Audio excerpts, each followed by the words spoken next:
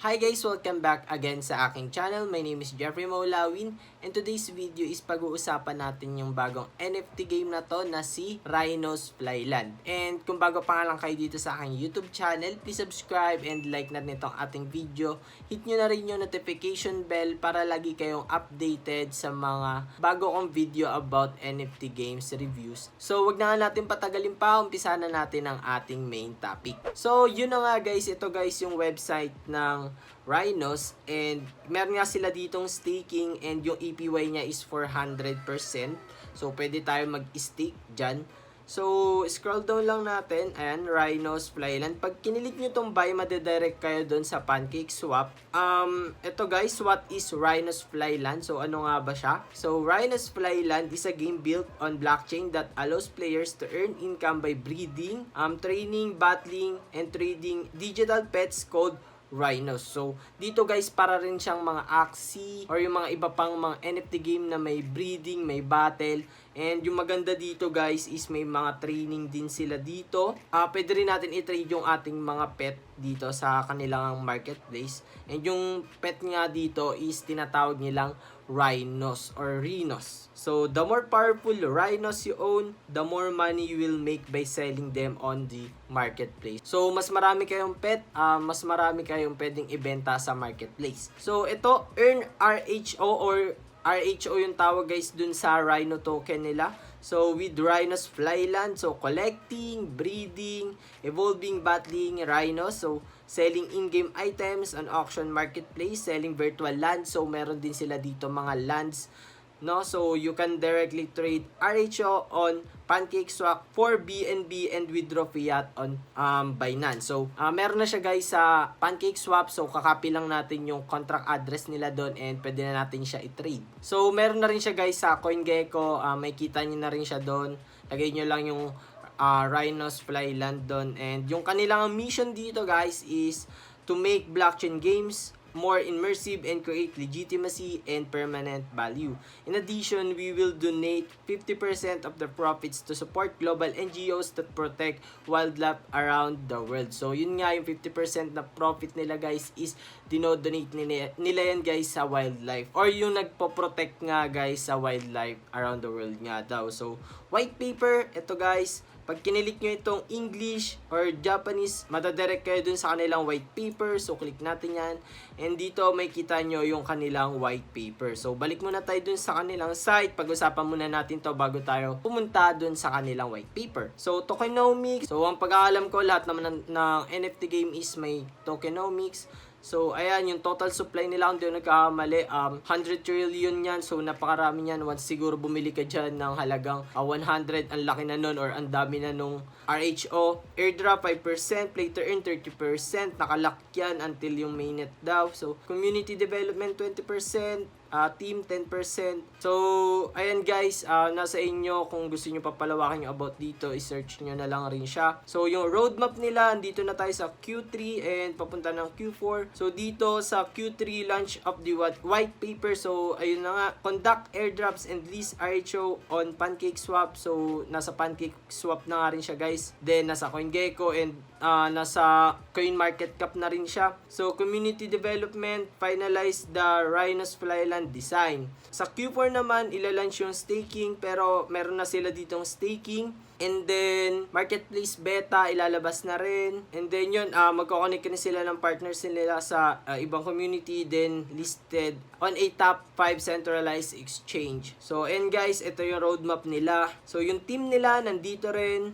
Pwede nyo rin yan sila search and may description yung team nila dito pag kinilik nyo. Ayan, nandyan lahat. So, andito naman lahat guys rin sa website nila. And yung frequently asked question, nandito na rin. So, was there a pre-sale? So, pwede nyo i-click yan. Nandito yung sagot. Nobody has tokens apart from the lock. 50% of total supply. So, where can I get rhino? So, andito na rin yan. Trade sa pancake swap nga. And mamaya magti-trade tayo guys sa pancake swap. Bibili tayo netong rhinos na to. So, yun. And yung kanilang contract address, nandito na rin. Ikakopy nyo na lang yan guys. So, double check nyo kapag magbabay kayo. So, yun. Punta na tayo sa kanilang white paper guys. Ito na nga yun. So, ayan. Ito yung kanilang table contents. Introduction. Ayan. Napag-usapan na natin to. Earn RHO token with RHINOS FLYLAND. Yan nga. Collecting, breeding, evolving, battling. So, napag-usapan na natin to lahat. Yung kanilang vision guys. Nandyan na. If you are in search of relaxation, RHINOS FLYLAND is for you. So, yun nga. Is it delightful, satisfying to breed, hatch, and raise rhinos with an array of elemental abilities and then enter them in battles against space monsters. So, yun nga, may kipaglaban-laban rin sila guys sa mga monsters din. So, parang ano rin siya guys, parang Pokemon or card game nga daw yung laro na to guys. So, Rhinos gameplay, ito guys. Introduce, since this is RHINOS FLYLAND, you will need rhinos to get on the island to start hunting. So, may hunting nga rin. So, each player can own up to 5 rhinos based on the tires. So, kapag nasa tire S ka, kailangan meron kang 5 rhinos. So, tire D, isang rhinos. So, pataas ang pataas yan. So, new hunters will choose one basic rhino. So, kung bago pa lang kayo, pili kayo ng isa. With one element to hunting for all the gems. So, may element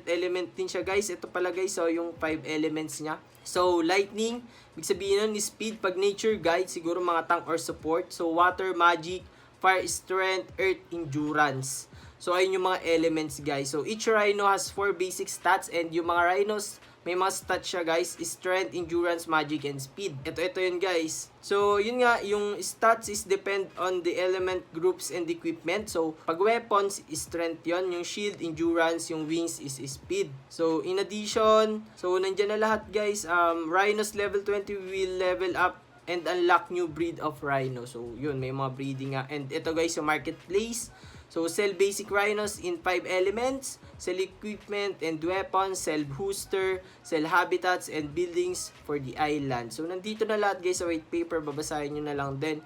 Yung pinapasadahan na nga lang natin, no, para hindi masyadong mahaba yung video. And, yun nga yung rare product nila, sell rhino egg pieces, sell advanced equipment, sell luxury habitats and buildings for the island, sell boosters, sell hybrids, rhino bread. So, ito pag rare yan, panigurado, mahal yan. And ito guys, yung fighting and hunting nila. So, Pokemon style nga daw to guys. So, card battle game where players have to destroy all monster in the battle. Each match has 5 turns. So, kada laro guys is 5 turns yon. Or kailangan pag-isipan nyo rin yung ititiran yung card. Parang Pokemon game nga daw siya guys. So, every combat will cost players less energy. So, may energy din. And you get 50 energy points per day. So, ayan. And level up to unlock special rewards. Pass 5 levels to get 1 turn to hunt the boss. So, yun. Hunt the boss to get rhino egg pieces, rare equipment. So, yun. Mga hunt rin tayo guys dito ng egg. So, mamaya papakita ko sa inyo yung mga video neto or mga trailer dito sa rhino. So, ayan, Battle Rhinos in the PvP arena. So, may PvP rin. Finish daily quest. All winners are rewarded with RHO token. So, yung makukuha nyo rin dyan guys is RHO din. So, next, may mga resources din sila in Gem, God Island, Hunt Equipment, Spring of Food, Delegated Experience, Space Arena, PvP Battle. So, nandyan na lahat. So, Rhinos Island, Breeding Rhino. So, ang sabi dito, Ship Hunters with 3 Rhinos. So, Ship Hunters yung tawag sa atin. Can activate the island building package. So, once guys, mayroon tayong 3 Rhinos, ma-open natin yung island building package nga nila. And you must purchase an island activation pack to be able to breed Rhino hybrid. So, yun nga, bibili pa rin tayo pala guys ng island activation bago tayo dito makapag-breed. How to earn RHO, nandyan na rin. You can make money on your islands. The more rare rhino you have, the more people will visit. The more RHO token you will earn. Entrances fees are paid in RHO. So, kung may mga rare kayo, good thing yun sa inyo kasi mas mahal yun and pwede nyo yun ibenta. So, Ancient Caves. When you own 5 rhinos, to achieve the title of Supreme Hunter, you will get 1 turn to hunt in the ancient cave everyday. So everyday meron silang ancient cave na kung saan makakuha kayo dyan ng high value ng items kapag nakapatay kayo ng monster and bosses nga daw. So team up is available at this level. So pwede makipaglaro ata sa iba guys, team up eh. So, breeding and earning RHINOS FLYLAND. So, andyan na lahat. RHO token and yung use case guys ng Rhino, nandito na. And ito guys, allocation and unlock schedule. So, kung may alam kayo about dito, pwede nyo yan pag-aralan, nandito lahat. So, yung roadmap and yung ilalabas guys yung game nila. Q2 2022 pa to. So, RHINOS FLYLAND officially released the PC version. So, yung mobile version naman is sa Q3 yan. So, nandyan lahat. And yung team nila, ito nga, yung kanina, yung partners andito na rin, updating. So, antay na lang natin. So, nandyan na lahat. Babasahin nyo na lang din. So, pwede nyo rin sila guys i-visit sa kanilang Twitter andito guys. No? And dito may Telegram rin sila. Nakapag-join na rin ako dyan. So, ayun. Ito guys, yung pag-hatch nga ng egg, kapag nakakuha kayo ng egg, ayan, tignan natin, 'di ba? May cute na lumabas na rhino, may pakpak pa. So, ayan. Then, ganito naman yung breeding. So, meron na silang mga pinapakitang mga ganito. So, ito mamaya papakita natin to yung kung paano mag-stake din and kung paano mag-buy mamaya ng RHO or Rhino. So, ayun guys, meron na siya sa market cap or coin market cap, sa CoinGecko. And then, scroll tayo. Meron na rin sila dito yung itsura guys nung game. So, scroll lang. Ito guys, oh, card game din siya. Nandito lahat guys sa Twitter din, meron din. Ito guys yung game nila. And yung unang napansin ko dito, parang kapares nung sa DeFi Pet. So, ayan, scroll tayo. And, nasabi rin dito guys, yung 50% guys ng total supply nila is na-burn na. So, 50% na lang doon yung ginagamit or yung total supply. Ayan guys, oh, 50% of total supply will be burned. 50% includes, ito nga guys, yung 2.5% na airdrop, play to earn. Ayan, nandyan lahat guys. So, meaning yata kapag ka na-burn yun, mas tataas ata yung price niya. So, do your own research pa rin guys about dito sa game. And yun nga, 2 to 3 days pa nga lang itong game na to na ilabas siya. And bagong-bago pa lang talaga. So, yun nga, try na natin mag-buy guys netong token nila. So, pwede natin i-click yung buy dito sa kanila guys. Itong buy na and madadirect kayo doon sa PancakeSwap. Ayan. And then, copy nyo lang guys yung kanilang contract address andito sa baba. Ayan. Double check nyo lang lagi. So, once guys, nandito na kayo sa PancakeSwap, connect wallet nyo lang yung inyong MetaMask and make sure may laman na yung inyong MetaMask na BNB or i-connect natin yan sa Binance Smart Chain Mainnet. So, connect lang natin to. So, comment below guys kung gusto nyong gawan ko ng tutorial kung paano tayo magbabay sa Binance papunta sa MetaMask then magbabay dito sa PancakeSwap. So, yun,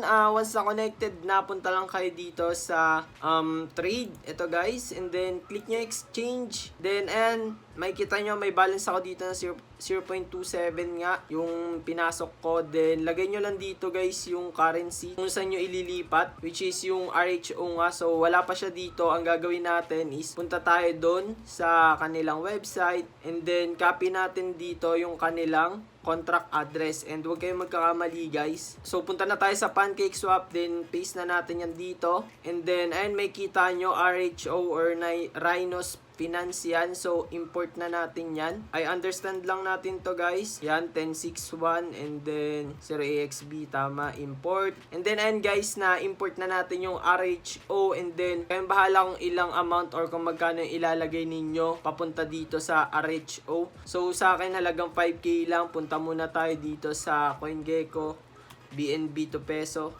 Ayan, then dito, ngayon guys, nasa 21,000 ngayon yung isang BNB. So, lagay natin dito sa PHP is 5,000 lang. So, ayan, copy lang natin to. Talagang 5,000 lang guys. And then, paste lang natin dito guys. So, nagtitira ako guys sa BNB kasi baka may mga gas fee sa mga transaction.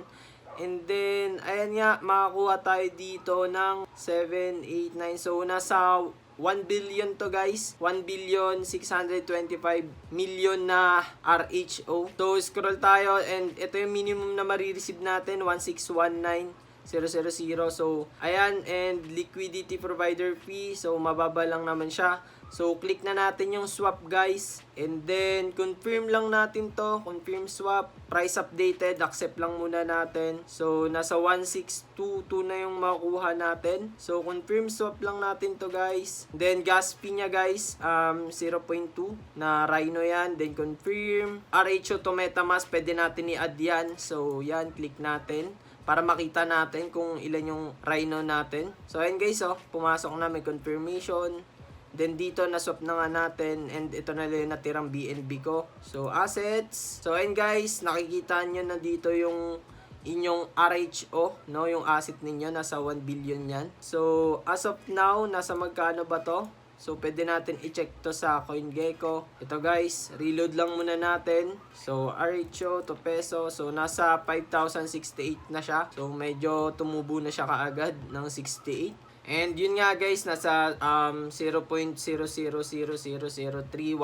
ko nabili itong si Rhino ngayon. So yun, punta tayo guys dito sa kanilang website. Pwede tayo dito mag-stake. So click lang natin yung staking. And ito nga yung sinasabi nila na 400 APY. So connect lang natin dito yung ating Rhino.finance. Next lang natin. Then connect para mag-reflect dito yung ating asset. Na sa atin yan kung gusto ko mag-stake dito. So, dito nyo makikita yung inyong RHO income na pwede nyo ring i-withdraw. Then, yung total na i-stake nyo or yung asset ninyo, yan. Dito nyo rin makikita, current stake, yung APY nya. Then, withdrawable, dito nyo rin makikita. And, sabi nga dito, you agree to lock up an amount of your RHO for 48 hours. So, malalak yan guys yung asset ninyo dito. Hindi nyo yan basta-basta may-withdraw after 48 hours. So, ganun. Nasa inyo kung gusto nyo mag-stake dito. So, once guys mag-stake kayo, click nyo lang tong approve. So, try natin silipin. And yan nga ang sabi, transaction fee is $0.15. So, mababa lang siya. So, confirm natin to. And then, yun na nga guys, na-approve na siya. And, ang gagawin natin, kung gusto nyo mag-stake, click nyo lang yung plus sign dito. So, nasa inyo yan guys kung ilan yung gusto nyo i-stake. So, pwedeng 25%, 50, 75, and 100. Pero, ang suggest ko is huwag nyo siya isasagad sa 100. Magtira kayo ng gas fee. Okay na natin to and check natin kung magkano yung gas fee niya. And yun nga, nasa 0.03 lang.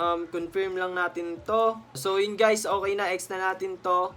Yun, may kita yung income na natin, nasa 61 na siya. Hindi nyo pa siya may uninstake guys, hanggat walang lumalabas dito, no, na green, na katulad ng mga button na to. Hindi yan siya basta-basta ma-uninstake. Then, ito guys, pwede nyo na ito i-withdraw, ang pagkakaalam ko, no? So, try natin. Withdrawable daw yan for 89. So, try natin i-withdraw. Tignan natin kung magkano yung gas fee. So, ayan guys, yung gas fee is 0.0003 na Rhino lang yan.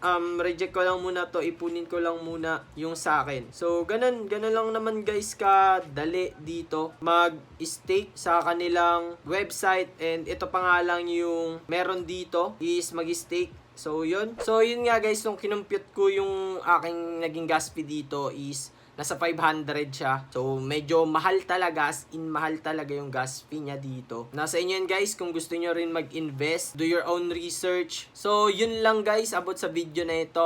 Maraming salamat sa panunood ninyo. And pakilike na rin itong ating video. Hit nyo na rin yung subscribe button and click nyo na rin yung notification bell para ma-update kayo guys or ma-notify kayo sa mga ilalabas ko pang NFT games reviews or about dito guys sa RHINOS FLYLAND. Maraming salamat sa inyo. Peace!